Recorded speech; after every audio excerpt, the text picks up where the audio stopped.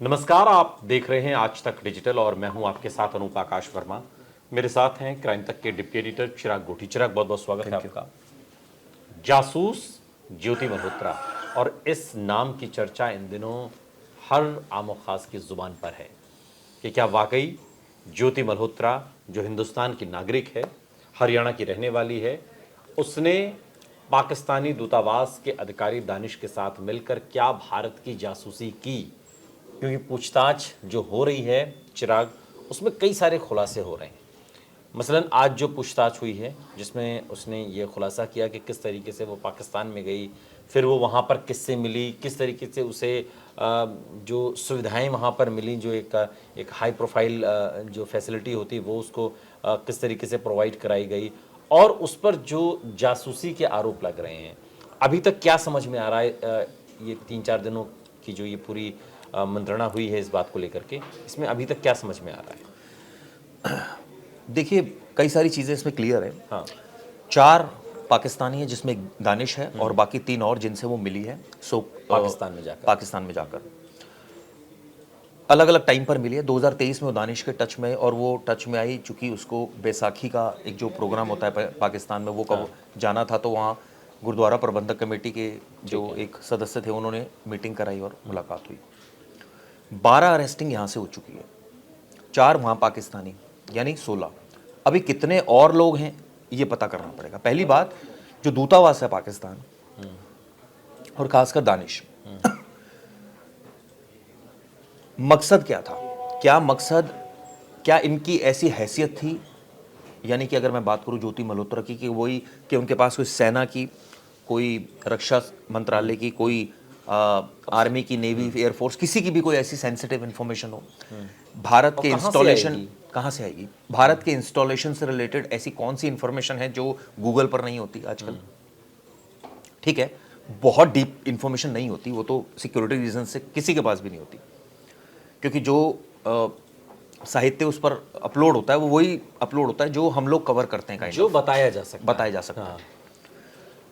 अब ऐसे में उसने क्या इंफॉर्मेशन लीक की, पहले तो ये क्लियर होना चाहिए। ये बात हो रही है उसकी हर एक प्लेटफॉर्म पर, चाहे स्नैपचैट हो, व्हाट्सएप हो, इन तमाम प्लेटफॉर्म पर उसकी बातचीत हो रही है इन सब हैंडलर से, और वो ये कह रहे हैं कि सेंसिटिव इंफॉर्मेशन पास ऑन कर रही है। हाँ। हम देख रहे हैं उसका यूट्यूब चैनल है, वो हर जगह जा रही है, हर जगह की वीडियो बना रही है, वो सब दिख रहा है। लेकिन एक सामान्य सी यूट्यूबर कोई बहुत अब लोग जान रहे हैं ज्योति मल्होत्रा कौन है, ज्योति मल्होत्रा कौन है। एक सामान्य सी यूट्यूबर मरियम नवाज से भी मिलती है, मैंने एक वीडियो देखा। क्या ये इतना आसान है? और पाकिस्तान के जो दूतावास के आला अधिकारी हैं उनसे इतनी नज़दीकी, फिर पाकिस्तान जाना, वहाँ पर एक हाई प्रोफाइल फैसिलिटी जो किसी ख़ास मेहमान को मिलनी चाहिए, वो उसको वो दर्जा वो हासिल करती है। ये सब कुछ क्या सामान्य लग रहा है? नहीं, अगर उसके पास इन्फॉर्मेशन नहीं है, हम ये कहते हैं ठीक है सामान्य नहीं, उसके पास इन्फॉर्मेशन नहीं, बट ये नज़दीकियाँ क्या कहती हैं? बहुत कुछ कहती है। आपने सही कहा कि कोई आम पत्रकार तो नहीं जा सकता, किसी की अच्छी जान पहचान होगी, मरियम नवाज से भी मिल रही है, फिर आप देखोगे वो पाकिस्तान की तारीफ कर रही है हर जगह जाकर, तो आप जिसकी तारीफ करोगे वो आपको फैसिलिटेट तो करेगा ही, यही दिख रहा है। लेकिन इसमें सिर्फ एक पेच ये है कि क्या वो ऐसी सेंसिटिव इंफॉर्मेशन पास ऑन कर रही है, उसकी नज़दीकियाँ, यूट्यूब पर वीडियोस बनाना, पाकिस्तान का प्रचार करना, पाकिस्तान के बारे में अच्छा बोलना, ये सारी चीज़ें क्या वो एक नॉर्मल टेंडेंसी में बना रही है? इसके पीछे कोई मकसद है? एजेंसीज हमारी कह रही है मकसद है। क्यों? क्योंकि एक चैट इसमें सामने मैं लाना चाहूँगा, उसमें वो कह रही है कि मुझे पाकिस्तान में एक कोई उससे खुफिया एजेंट कह रहा है कि तुम हमेशा खुश रहो, हम चाहते हैं। तो कहती है ठीक है, तो फिर मेरी पाकिस्तान में शादी करा दो। एक आउटस्पोकन लेडी, एक ऐसी लड़की जो हिसार से आती है, आप सोचिए, शादी करा दो से किसी के जासूस होने का पता? शादियां तो बहुत हुई हैं पाकिस्तान में। एक अंडरकवर एजेंट वाला भी चैट है जिसमें वो ये कह रही है कि उसको प्रोटोकॉल मिला, तो उसने कहा मुझे नहीं मिला, मुझे नहीं पता किसको मिला नहीं मिला। तो उसके बाद कह रहे हैं कि नहीं, दिख तो जाता है किसी को प्रोटोकॉल मिलता है नहीं मिलता, एक खुफिया एजेंट ही कह रहा है। तो ये वो कह रही है कि उसने कोई भी जवाब दिया। कहने का मतलब ये है कि अंडरकवर एजेंट ऐसा लग रहा है कि वो कुछ कोड वर्ड में बात कर रही है। देखिए, एजेंसीज को शक हुआ और किसी को तो अरेस्ट नहीं किया। एक जो डायरी मिली है जिसमें वो लिखा है कि आते वक्त घर आते वक्त फ्रूट्स ले आना, फिर नीचे कुछ दवाइयों के भी नाम लिखे हैं। क्या ये किसी कोड भाषा में बात हो रही है? देखिए, यही तो डिकोड करना है कि ऐसा हो रहा है नहीं हो रहा है। और अगर सिर्फ ज्योति मल्होत्रा को क्यों अरेस्ट किया, और भी तो लड़कियां थी जिनको अरेस्ट कर सकते थे। इसका मतलब कोई एविडेंस जरूर होगा, और अगर एविडेंस नहीं है और ऐसे ही आपने अरेस्ट कर लिया, एक नैरेटिव सेट कर रही थी वो कि कह रही थी कि पाकिस्तान बहुत अच्छा है, बहुत अच्छा है, बहुत अच्छा है, तो भारतीय एजेंसीज को लगा ये क्यों अच्छा बोल रही है भाई, ये क्यों, ये इंडियन होकर क्यों वहां जाकर प्रचार कर रही है, क्यों वहां सारे पॉलिटिशियन से मिल रही है, कौन मिलवा रहा है इसको, कौन इसको प्रोटोकॉल प्रोवाइड यही कर मेरा रहा है, सवाल है कि कौन कौन मिलवा कौन रहा है, एक और कौन सामान्य सी प्रोटोकॉल यूट्यूबर कैसे प्रोवाइड मिल कर रहा रही है। दानिश से आपकी दोस्ती है, दानिश का जो स्ट्रेचर है, क्या उसका ये एक कद है कि वो इतने लोगों से मिलवा सकता है, इसीलिए थोड़ा सा शक जा रहा है। और इसीलिए जो 3 जो खुफिया एजेंट्स हैं जिनसे बातचीत हो रही है, जिनसे कई सारी इंफॉर्मेशन पास ऑन हो रही है, और मुझे लगता है कि अगर एजेंसीज ने पकड़ा है तो हवा में तो नहीं पकड़ा होगा।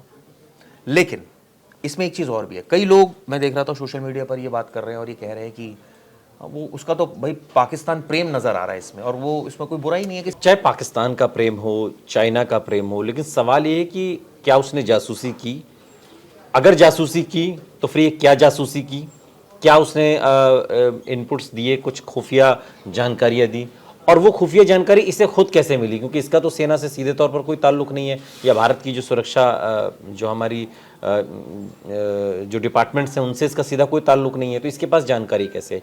ये कुछ सवाल हैं। लेकिन इसके बीच सिर्फ ज्योति मल्होत्रा अकेली नहीं है, कुछ और भी किरदार हैं जिन पर शक की सुई है। वो लोग कौन है?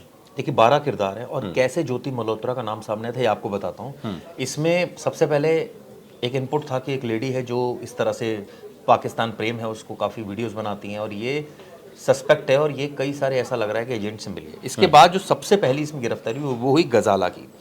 ये बताते हैं 8 मई को पंजाब के मलेर कोटला से उसकी अरेस्टिंग हुई। अब ये गजाला कौन थी? इसका पति है इमरान राणा, जो 2020 में मर जाता है।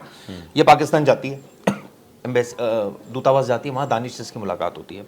अब ये आरोप है कि दानिश ने इसको शादी का झांसा दिया और पाकिस्तान का वीज़ा दिलवाया कि मेरे से शादी कर ले, मैं दिलवा दूंगा वीज़ा। तो इस तरह से झांसा दिया, या ये भी बात आ रही है कि मैं तेरे से शादी कर लूंगा, तू चल पाकिस्तान चली जा। तो ये चली गई फाइनली। ठीक है। फिर इसके अकाउंट में पैसे आने शुरू हो गए।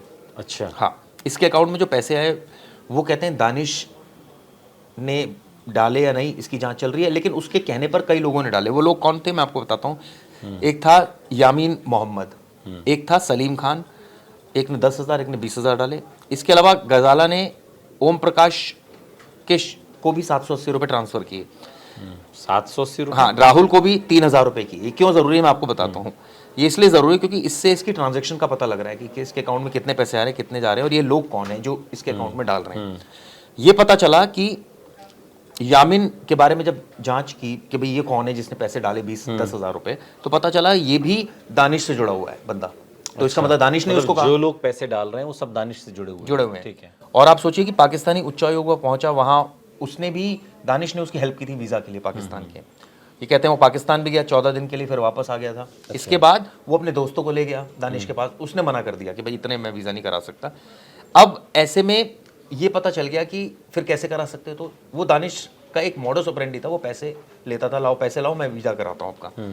तो उसके बाद धीरे धीरे करके बहुत सारे लोग इसमें पकड़े गए, और इसमें फिर एक के बाद एक कई सारे लोगों के नाम सामने आए, और कुल मिलाकर ये कहा जा सकता है कि एक तारीफ नाम का बंदा भी इसमें पकड़ा गया। वो नूह का रहने वाला था। अच्छा। वो क्या करता था, वो भी उस पर भी आरोप है जासूसी का, और वो इससे नहीं मिला था दानिश से, वो मिला था किसी आसिफ बलोच से। अच्छा। वो भी उच्चायोग में था। उसके बाद वो मिला किसी इस मामले में जाफर से। तो कहने का मतलब है कई सारे कैरेक्टर सामने आए, और कई सारे ये आपस में कनेक्टेड दिखे सारे लोग कि भाई ये, एक ने तो ये बताया कि जब इनकी बहुत अच्छी जान पहचान हो गई तो एक ने कहा कि एयरबेस का मैप जो है वो लेकर आ, हिसार एयरबेस का। अच्छा। ये कहा गया। तो ये जब सारी जानकारी, और हिसार टारगेट पे था अभी, ये मैं दर्शकों को जानकारी के लिए बता दूं, जो खबरें आई थी कि पाकिस्तान के निशाने पर था। हाँ, तो कहने का मतलब ये है कि ये सारी चीजें थी जो कनेक्टेड हुई, और ये कनेक्शन ये स्टैब्लिश करने की कोशिश कर रही है एजेंसीज की ये आपस में सब जुड़े हुए हैं, और सब दानिश, आसिफ बलोच और जाफर, ये सारे लोग कनेक्टेड हैं। अब सवाल ये उठता है कि 4 तो पाकिस्तान में हैं, यहाँ जो पकड़े हैं वो 12 हैं। FIR अगर आप देखें तो उसमें तो एक लाइन लिखी है कि इनका आपस में संपर्क है। अब क्या संपर्क है, जैसा आपने शुरुआत में सवाल पूछा कि भाई अकाउंट में पैसे ट्रांसफर होने का मतलब ये थोड़ी है कि आप जासूसी कर रहे हो, या किस तरह से जासूसी, उच्चायोग करा रहा था जासूसी, ये भी क्लियर नहीं है। तो बहुत सारी अभी चीज़ें हैं जो हो सकता है आने वाले ड्यू कोर्स।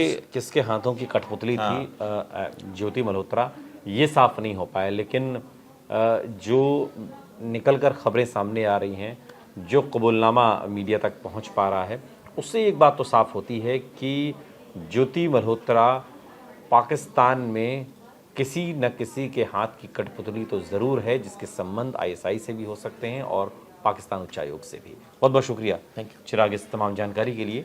यहाँ रुक रहे हैं, लेकिन आप कहीं जाइएगा नहीं, बने रहिए हमारे साथ, देखते रहिए आज तक डिजिटल। गर्मियों की छुट्टी होने वाली थी, मेरे पापा आने वाले थे, तो हम लोग सभी खुश थे। तो मैं एक बेड पे चढ़ के डांस कर रहे थे, डांस कर रहा था, लेकिन वो पहले ही आ गए। फ्रीज। तो मैं उस समय तो कंटिन्यू नहीं कर सकता था ना, तो फ्रीज फ्रेम टाइप का हो गया। कसम पैदा कर